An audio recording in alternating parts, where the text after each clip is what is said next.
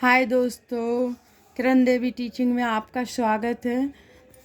मैं पिछले 4 पार्ट्स पढ़ा चुकी हूँ। ये 5वां पार्ट्स है जो एनसीईआरटी का है। एनसीईआरटी बुक्स पढ़ा रही हूँ जो आपके लिए सरल एवं सहज हैं। उसको आप पढ़िए, समझिए। बहुत अच्छी पढ़ा रही हूँ मैं, आप देखिए प्लीज़। चलो अब आगे के लिए पढ़ाई शुरू करती हूँ। पृथ्वी की गति 2 प्रकार की है, घूर्णन एवं परिक्रमण। जो पृथ्वी की गति है वो 2 प्रकार की होती है, घूर्णन एवं परिक्रमण। पृथ्वी का अपने अक्ष पर घूमना घूर्णन कहलाता है। पृथ्वी अपने अक्ष पर घूमती है वो उसका घूमना घूर्णन कहलाता है। सूर्य के चारों ओर एक स्थिर कक्ष में पृथ्वी की गति को परिक्रमण कहते हैं। पृथ्वी का अक्ष एक काल्पनिक रेखा है जो पृथ्वी की गति को परिक्रमण कहते हैं। पृथ्वी का अक्ष एक काल्पनिक रेखा है जो इसके कक्षीय सतह से 1/2 डिग्री का कोण बनाती है। वह समतल जो कक्ष के द्वारा बनाया जाता है उसे कक्षीय समतल कहते हैं। मैं लाइटर करके रखा है जो मोस्ट वही पढ़ा रही हूँ, इसलिए आपके काम का है। गोलोक पर वह वृत्त जो दिन तथा रात को विभाजित करता है उसे प्रदीप्त वृत्त कहते हैं। ग्लोब पर वह वृत्त जो दिन तथा रात को विभाजित करता है उसे प्रदीप्त। ग्लोब पर जो वह वृत्त है जो दिन और रात को विभाजित करता है उसे प्रदीप्त वृत्त कहते हैं। जैसे कि ये उत्तर ध्रुव दक्षिण ध्रुव, इसमें उत्तर ध्रुव और दक्षिण ध्रुव की साइड पृथ्वी झुकी हुई है और जबकि मध्य में उभरी हुई है। इसको इन दोनों की साइड झुकी हुई, मध्य में विषुवत वृत्त, कर्क रेखा, मकर रेखा, बीच में विषुवत, कर के ऊपर, मकर नीचे। जैसे कि ये प्रदीप्त व्रत, ये प्रदीप्त व्रत के कारण ही 2 सुबह और शाम होता है, दिन और रात होता है। इधर दिन और रात, क्योंकि प्रदीप्त इन दोनों को प्रदीप्त व्रत कहते हैं जिससे दिन और रात होता है। प्राचीन भारतीय खगोल शास्त्री आर्यभट्ट ने बताया था कि पृथ्वी गोल है और अपने अक्ष पर घूर्णन घूमती है। यह आर्यभट्ट ने बताया था। पृथ्वी की दूसरी गति जो सूर्य के चारों ओर कक्ष में होती है उसे परिक्रमण कहा जाता है। पृथ्वी एक वर्ष या 365 से 1/4 दिन में सूर्य का एक चक्कर लगाती है। हम लोग एक वर्ष 365 दिन का मानते हैं तथा सुविधा के लिए 6 घंटे को इसमें नहीं जोड़ते हैं।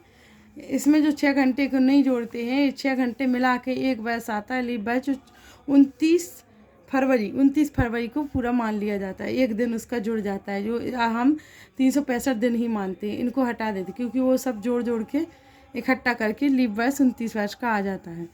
फिर 4 वर्षों में प्रत्येक वर्ष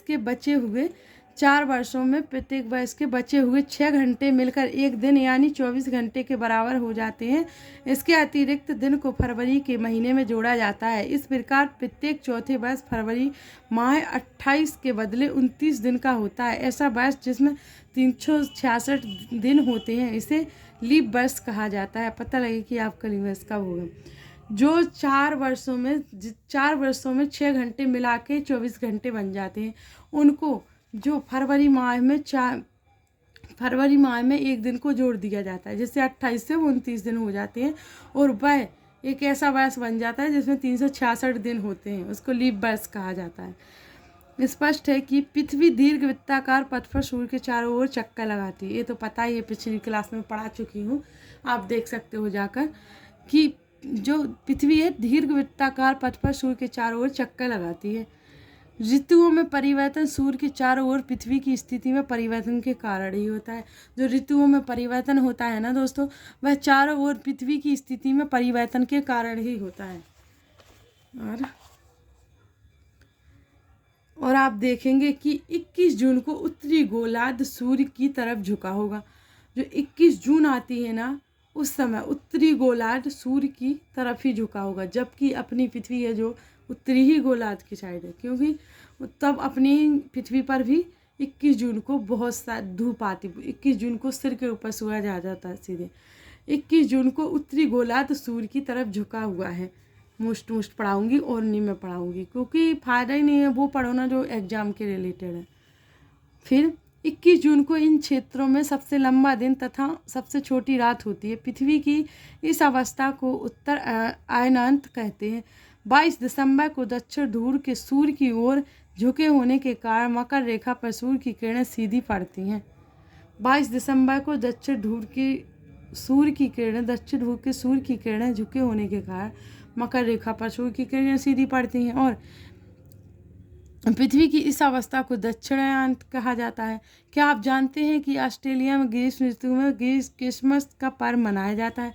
ऑस्ट्रेलिया में ग्रीष्म ऋतु में क्रिसमस का पर्व मनाया जाता है और 21 मार्च एवं 23 सितंबर को सूर्य की किरणें विषुवत व्रत पर सीधी पड़ती हैं। इस अवस्था में कोई भी ध्रुव सूर्य की ओर नहीं झुका होता है, इसलिए पूरी पृथ्वी पर रात एवं दिन बराबर होते हैं।